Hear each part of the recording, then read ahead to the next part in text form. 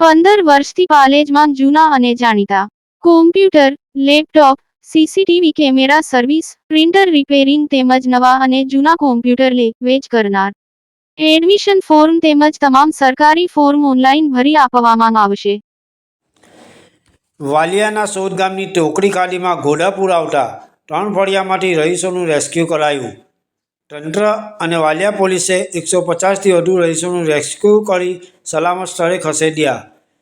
વાલિયા તાલુકાના સોદગામ નજીકથી પસાર થતી ટોકરી ખાડીમાં ઘોડાપૂરને પગલે તંત્ર અને પોલીસ દ્વારા 3 ફળિયામાં ફસાયેલા 150થી વધુ લોકોનું રેસ્ક્યુ ઓપરેશન હાથ ધરવામાં આવ્યું હતું.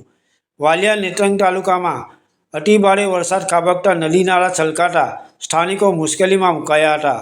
ત્યારે વાલિયા તાલુકાના સોદગામ નજીકથી પસાર થતી ટોકરી ખાડીમાં ઘોડાપૂર આવતા ગામના 3 ફળિયામાં 150થી વધુ લોકો પાણીમાં ફસાયા હતા.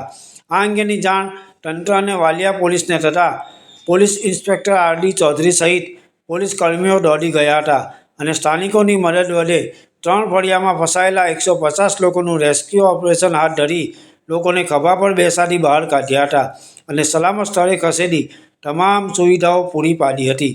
જ્યારે બીજી તરફ લુણા ગામ પાસે કીમ નદીના પાણી ખેતરો અને મુખ્ય માર્ગ પર ફરી વળતા ભારે હાલાકીનો સામનો કરવો પડ્યો હતો. પાલેજ ટાઈમ્સ, ભરૂચ.